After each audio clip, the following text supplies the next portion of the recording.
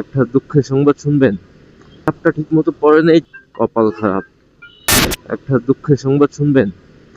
আমি গত 10 মিনিট ধরে খালি বকবক করেই গেলাম, বকবক করেই গেলাম, কিন্তু সমস্যা হচ্ছে আমি আমার ক্যামেরার ভিডিও অন করি নাই।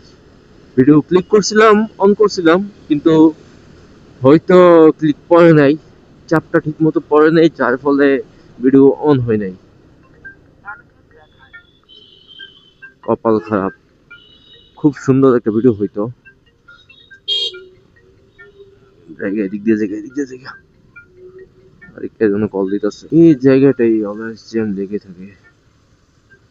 যাই হোক, জ্যামে দাঁড়াই, আম্মা কল দিতেছে, পরে কথা বলবো।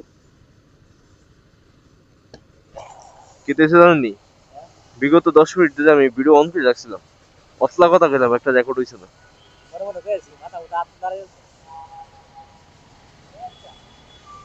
মানে চাপ দিছি, চাপ ঠিক মতো পড়ছে না।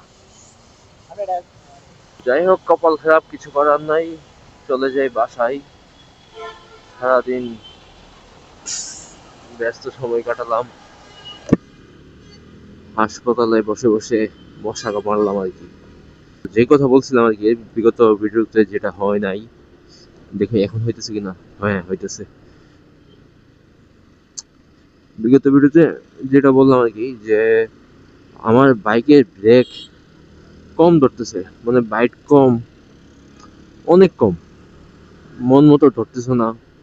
মনে করেন যে আমি ব্রেক চাপ দিলাম এখানে, ধরলো একটু দূরে যায়, এরকম হলে তো রাস্তা অ্যাক্সিডেন্ট হয়ে যাবে। যদিও ব্রাউনবাড়ি থেকে ঢাকায় আসার সময় বাইক নিয়ে 2-3বার এমন সম্মুখীন হইলাম যে একটুর জন্য লাগে নেই অন্য গাড়িতে। যদি অন্য গাড়িতে লাগতো ভাই, সবাই মিলে আমার দুইটা পিটে দিত, বুঝছেন? এ হচ্ছে ব্যাপারটা। এখন যারা যারা বিশেষজ্ঞ আছেন তারা বলেন যে কিভাবে আমি বাইকের ব্রেকে যে বাইক বাড়াতে পারবো, বুঝছেন? আমাকে একটু বলে দিয়েন তো।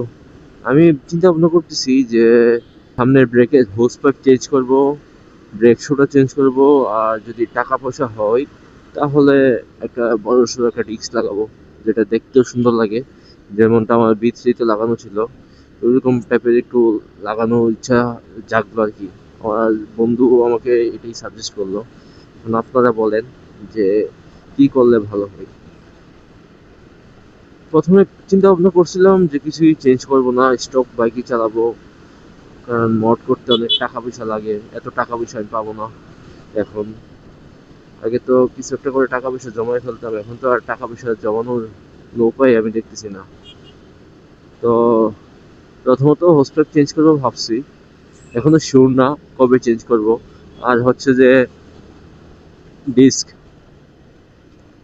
কারণ এই যে দেখছেন এখন যে ব্রেক চাপ দিলাম, আমার কাছে লাগে যে ব্রেক ধরে না। যদিও আমি B3-তে আফটার মার্কেট অনেক কিছু লাগায় ব্রেক আপডেট করে রাখছিলাম, ওইটা চালানোর কারণে আমি ওইটাতেই ইউজ টু হয়ে গেছি। এখন অন্য যত ভালো বাইকই চালাই না কেন, ব্রেক আমার কাছে তেমন একটা ভালো লাগে না। যেমন CF মোটর এনকেটা চালাই, যে ওইটারও ব্রেকের বাইট তেমন একটা ভালো না, মানে ওইটার ব্রেক আমার কাছে তেমন একটা ভালো লাগে না। তো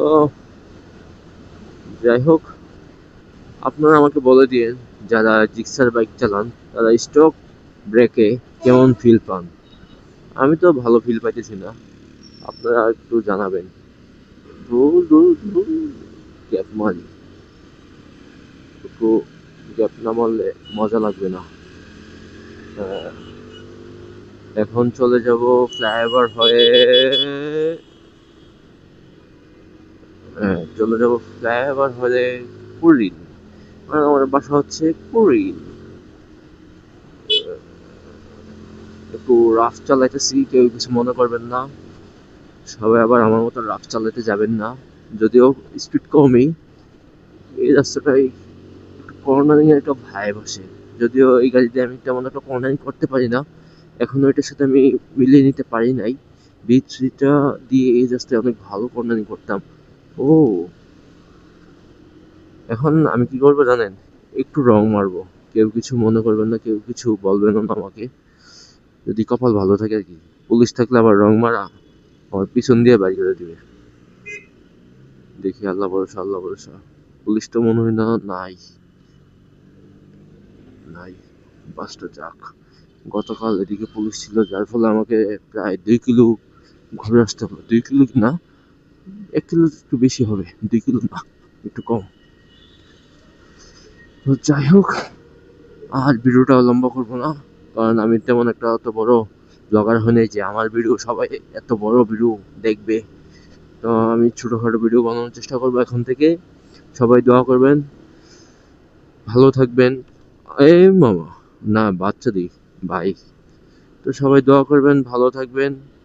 দেখা হচ্ছে পরবর্তী ভিডিওতে। আর এই ভিডিওটা কবে আপলোড করবো জানি না, কারণ আমি একটু লুকোচুরি খেলতেছি সবার সাথে, যার ফলে এই ভিডিও আপলোড করবো না এখন। কিছুদিন পর আপলোড করবো, এডিট করে রেখে দিব। আজকে এডিট করব। ওকে, বাই। সবাইকে বিদায় এই ভিডিও থেকে। আল্লাহ হাফেজ, টাটা।